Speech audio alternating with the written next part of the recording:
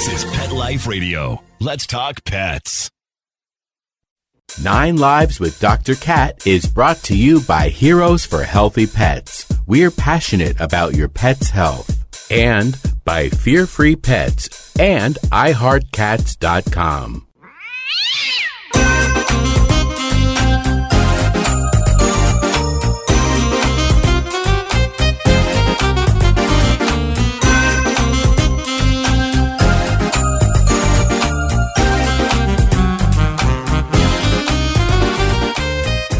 Hey, cat lovers! Welcome to 9 Lives with Dr. Cat. I'm your host, Dr. Catherine Prim, and I'm a small animal veterinarian and cat lover.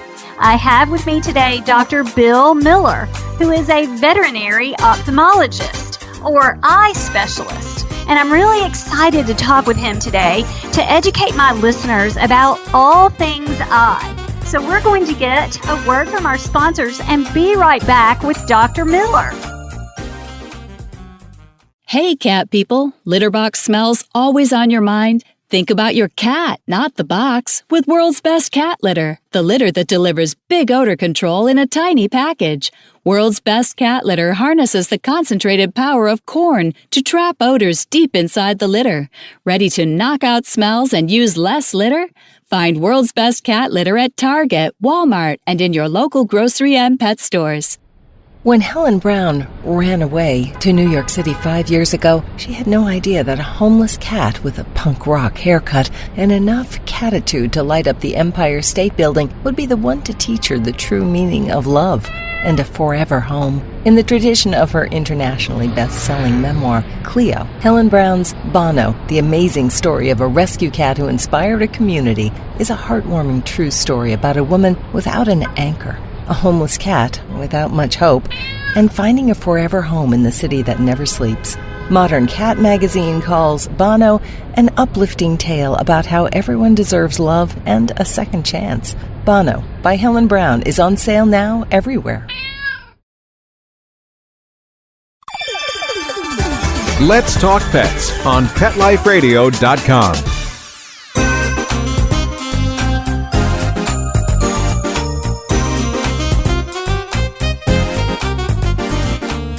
Welcome back to 9 Lives with Dr. Cat. And today we're talking about cat eyes with Dr. Bill Miller. Welcome, Dr. Miller. Thank you, Dr. Prim.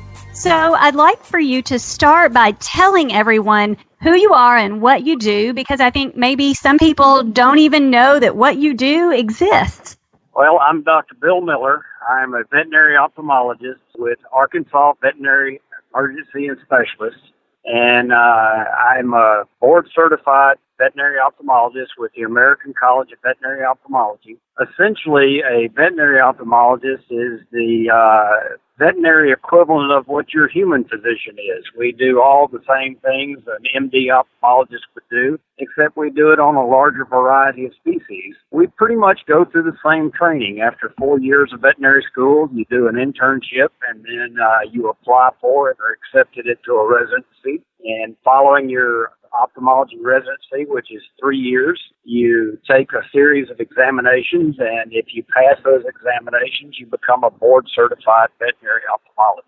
So I guess you're a pretty good expert to talk to today about all things cat eyes. So I want to take this opportunity to educate my listeners about some of the things that can happen to their cat eyes and maybe how they might know when to seek help for those things. So could you tell us a little bit about cat eyes and maybe how they differ from our own eyes, or any details people might want to know about the general eye thing? Well, cat eyes differ from the human eye quite a bit. One of the most noticeable things about domestic cats is that domestic cats have a vertical pupil, whereas we have a circular pupil. Interestingly, large cats all have circular pupils as well. And that may be because of the way these cats are designed to hunt. Domestic cats tend to focus on small game and birds, and so having a pupil oriented vertically would give them an advantage, whereas most large cats hunt plains game animals, and so a circular pupil would be of an advantage to them. The other thing about the cat's eye is they tend to have a reflective glare in the back of the eye. That's called the tapetum, and that enhances a cat's ability to see in dim light. So most cats are early morning, late evening, or at night hunters, and so having the tapetum gives them almost like having night vision glasses for people. It just gives them an extra advantage for them to be able to see game at night. Some of the most common cat diseases we see are associated with infectious disease.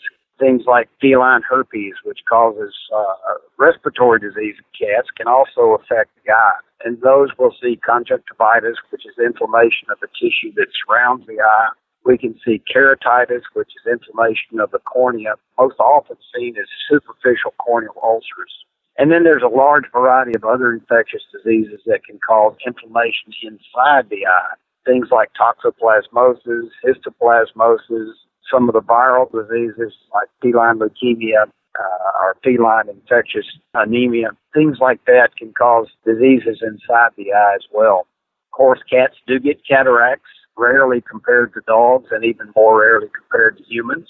Probably the most common surgical disease we see in cats are corneal ulcers, which often we have to treat with surgical means, such as doing a grafting type procedure. And an interesting thing is about the older cat's eyes is we often see cats presented to the ophthalmologist even more than the internist for sudden vision loss.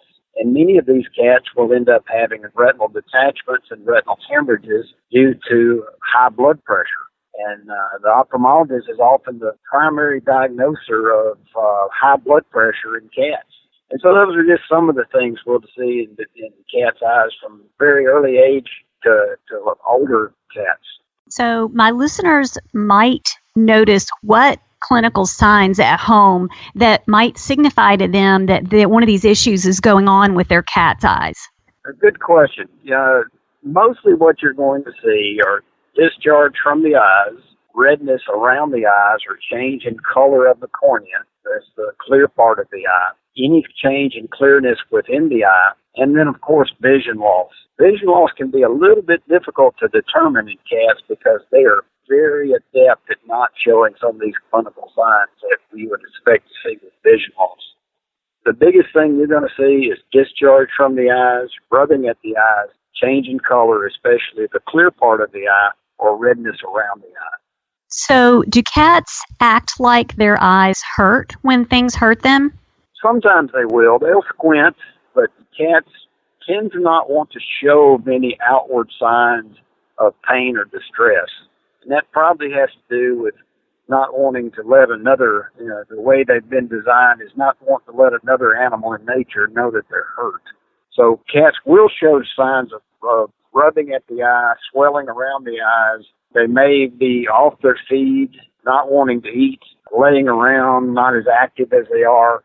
The same thing that would cause signs that you might see in a cat that has discomfort from other parts of the body will show up as discomfort in the eye. So anytime you got a cat that seems to be a little bit off, not feeling well, it's a good idea to get them into your primary care veterinarian where they can take it, do a good exam. Good primary care veterinarians always take a look at the eyes. And then if your veterinarian has a question, they're always welcome to call their local veterinary ophthalmologist to discuss the case, even if they don't need to refer it over. So I think that is excellent. In almost every one of my shows, I say, develop a relationship with your veterinarian and ask questions of your veterinarian, because I think that relationship is so important to keeping our pets happy and healthy. So I'm glad that you mentioned that as well. So there are some diseases that are considered ocular emergencies. Can you help maybe just shed some light on those things and maybe help my listeners know when it might be kind of critical that they get some help? Anytime your cat demonstrates a sudden onset of pain in the eye, holding it closed, excessive tearing, that's an indication that the eye may be damaged in some way. In the spring of the year, my practice sees an uptick in cats that have corneal lacerations. They may be going inside, especially inside-outside cats, or outside cats where they're coming in contact with other cats due to the breeding season of the cats in the spring of the year, and they're fighting for territory. So if I see a cat, especially if it's the left eye of a cat, because an interesting thing, somebody did a study a number of years ago and found out that most cats are right-handed. So if you got two cats facing each other and the cats swipe at each other with their paws, most of the time, if it's due to a cat injury, it'll be the left eye that's damaged because the other cat's right-handed. Oh, that's fascinating. I would have thought cats would have been left-handed because they just, they just seem like they would be left-handed. Well, somebody conducted a study a number of years ago and found out the majority of cats, just like the majority of people, are right-handed. Well, that is fascinating. You learn something new every day. You bet. And sudden vision loss in a cat is considered an emergency. And again, any unexplained change in eye color. And just like you mentioned about developing a relationship with your primary care veterinarian, I think that is absolutely critical. It's just as critical for the primary care veterinarian to develop a good relationship with specialists. There's just so much information out there that one person just can't keep up with all of it. Right. More developing relationships, which is what I love to recommend. Do you have any special cases that stand out? I have some that stand out that I've discussed with you, but do you have any that stand out that my listeners would like to hear about? Well, there's a lot of cases out there that are pretty interesting.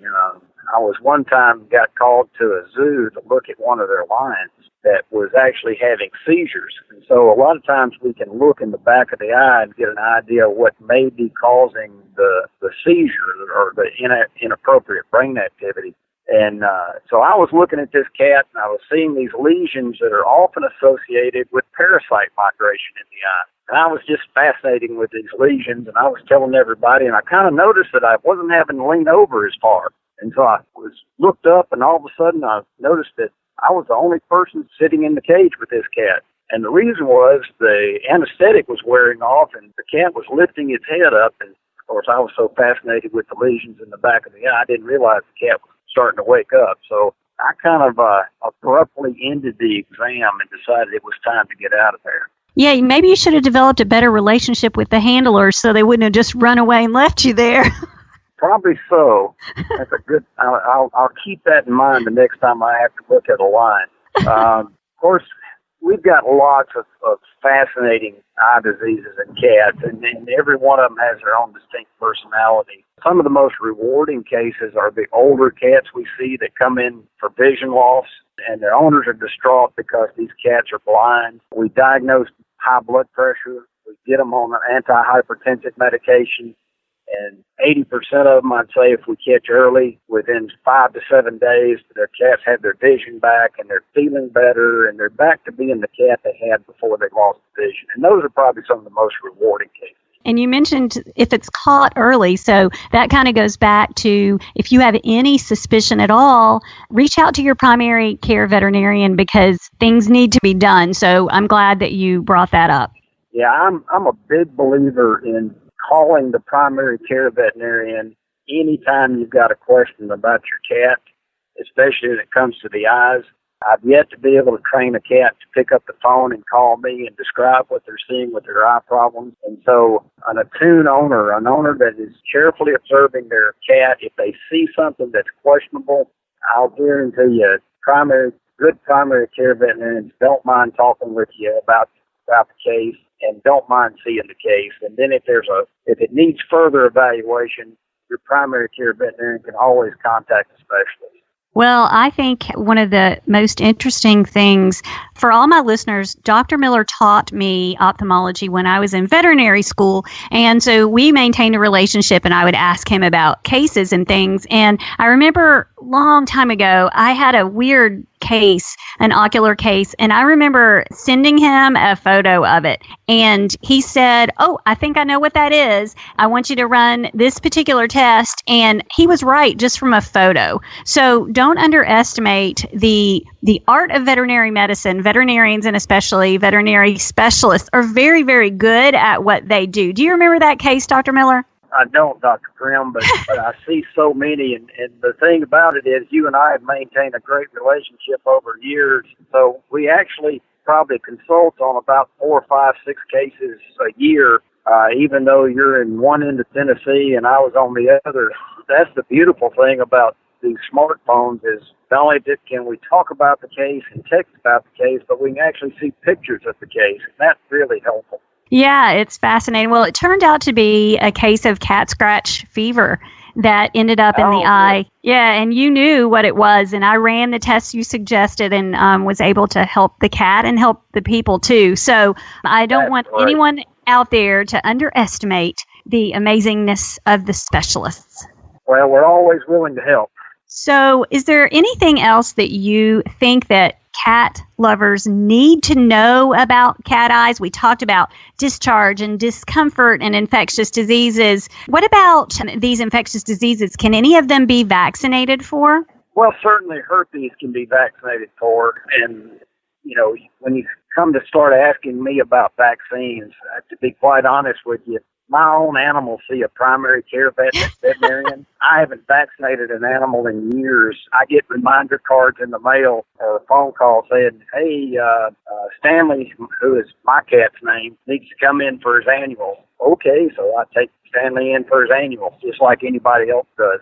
Okay, well, I can say that there are some vaccines. Since I'm a primary care veterinarian, there are some vaccines that these issues can be avoidable. So reach out to your own veterinarian to find out what you can do to help offset some of these risks. So I am so grateful that you joined us here today, and I am in awe of your awesomeness and glad that you took the time out to talk with us today about cat eyes. I want to thank our producer, Mark Winter, for his also continued awesomeness in helping to produce this show. And I want all of my cat-loving listeners out there to have a perfect day. Let's Talk Pets, every week on demand, only on PetLifeRadio.com.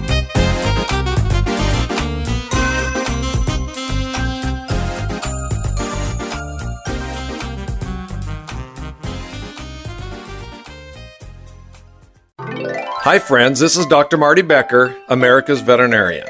After a traumatic experience at the veterinary office, have you ever thought to yourself, there has to be a better way? When your veterinarian is fear-free certified, you'll find your pet's vet visit is safer, more comfortable, and actually enjoyable. Your dog will go from shaking in the lobby to pulling you into the exam room with a wagging tail, and your cat will be purring inside the carrier.